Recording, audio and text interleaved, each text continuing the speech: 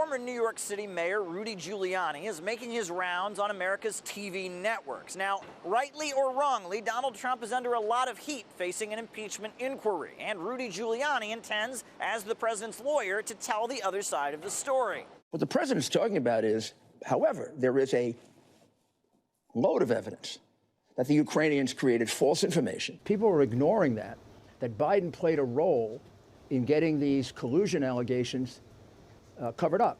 I didn't ask him to look into Joe Biden. I asked him to look into the allegations that related to my client, which tangentially involved Joe Biden in a massive bribery scheme, not unlike what he did in China. One of the points that Rudy Giuliani has been making is that there seems to be evidence of potential corruption from Joe Biden and his son in both Ukraine and China. Now, the Biden campaign seems to believe this talking point is off limits. In an unprecedented move, we've actually got the Joe Biden campaign asking TV networks not to interview Rudy Giuliani, saying that what he says in these interviews is somehow out of bounds. We write to you to demand that in service to the facts, you no longer book Rudy Giuliani, a surrogate for Donald Trump who has demonstrated that he will knowingly and willingly lie in order to advance his own narrative.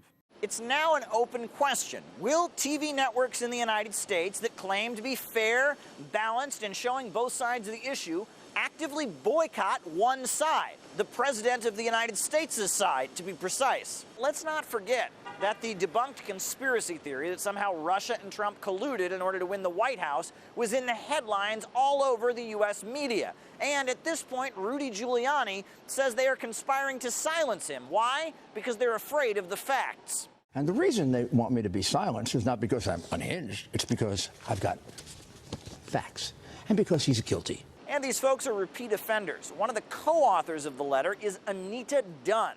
Now, she was a former White House communications director under Obama, and it's reported that as White House communications director, she declared war on Fox News. The White House had no dealings with a major TV network.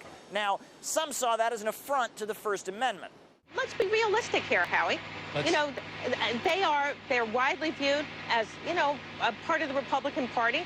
Take their talking points, put them on the air. Take their opposition research, put them on the air, and that's fine. Is this move against Rudy Giuliani the first step in pushing pro-Trump voices off of mainstream American TV networks? Or is it just a presidential race where all means are good? Let's talk to New Yorkers. We're not idiots. We all know what channels feel a certain way and what channels don't feel a certain way. That's what they do all the time. They try to shut out the other side. I think that Giuliani should be able to speak and Biden should be able to refute any charges. So Rudy Giuliani, I think he's earned the right to be on TV, being the fact that he was the mayor of New York City through a very traumatic situation, 9/11. I think everybody has the right to be interviewed. That's my opinion. That is democracy.